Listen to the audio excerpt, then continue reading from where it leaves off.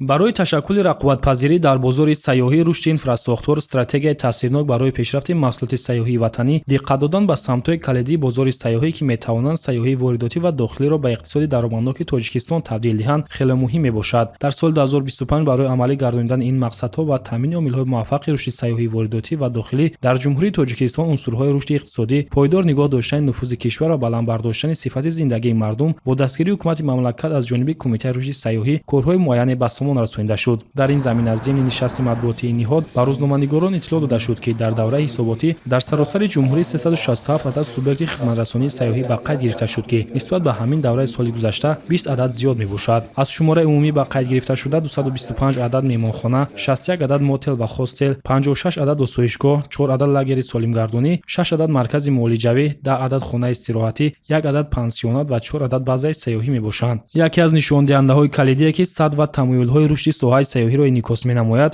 омори ташрифи сайёҳони хориҷӣ ба кишвар ба шумор меравад. тибқи маълумоти агентии омор дар соли 2025 шумораи умумии шаҳрвандони хориҷие ки бо назардошти тамоми намудҳои мақсадҳои сафар ба Ҷумҳурии Тоҷикистон ташриф овардаанд 2,104,000 нафарро ташкил дод. аз шумораи умумии мазкур 1,784,400 нафар ҳамчун сайёҳ арзёбӣ гардиданд. аз ин теъдод 1,634,500 нафар ба давлатҳои иттиҳоди давлатҳои мустақил ва 149,900 нафар ба давлатҳои хориҷи ду рост меоянд. қобили зикр аст ки дар феҳристи давлатии субъектҳои хизматрасонии соҳаи сайёҳии кумита дар давраи ҳисоботӣ 191 ширкати сайёҳӣ ба қайд гирифта шудааст. таҷрибаи байналмилалӣ дар ин самт нишон медиҳад ки яке аз василаҳои муҳими тарғиби иқтидорҳои сайёҳӣ ин иштирок дар намоишгоҳҳои байналмилалии соҳавӣ ва кашфи бозорҳои нав мебошад. аз оғози соли 2025 намояндагони соҳаи сайёҳии ҷумҳурӣ дар намоишгоҳҳо ва чорабиниҳои байналмилалии сайёҳӣ дар кишварҳои Олмон, Русия, Узбекистон, Чин, Эрон, Покистон, Италия, Филиппин, Озарбойҷон, Британияи Кабир, Қатар ва дигар давлатҳо иштироки фаъолона доштанд. дар давоми соли 2025 барои намояндагони соҳаи сайёҳии ҷумҳурии Татористон, вилоятҳои Новосибирск ва Свердловски Федератсияи Русия ҷиҳати муаррифӣ намудани иқтидорҳои сайёҳии кишвар турҳои иттилоотӣ гузаронида шуд ки дар ҳошияи он зиёда аз 30 созишномаи ҳамкорӣ байни ширкатҳои сайёҳии ҷонибҳо ба имзо расонида шуд. маҳз натиҷаи тарғибу ташвиқи васеъ иқтидорҳои сайёҳӣ дар дохил ва хориҷ аст ки Тоҷикистон ҳамчун кишвари сайёҳӣ дар радабандиҳои ҷаҳонӣ тибқи арзёбиҳои созмону шабакаҳои бо нуфузи иттилоотии байналмилалӣ дар соли 2025 мавқеъи намоёнро ишғол намуд. нашрияи ҷаҳонӣ бо нуфузи сайёҳии Lonely Planet Тоҷикистонро ба феҳристи 25 таҷрибаи беҳтарини сайёҳӣ дар соли 2026 ворид карда, кишвари моро ҳамчун яке аз самтҳои беҳтарин барои гардишгарӣ ва сайёҳат дар муҳити кӯҳсор тавсия додааст. ҳамзамон зимни баргузории нишасти матбуотӣ гуфта шуд ки кумита дар заминаи имтиёзҳои пешниҳоднамудаи ҳукумати мамлакат ва дар доираи татбиқи лоиҳаҳои сармоягузорӣ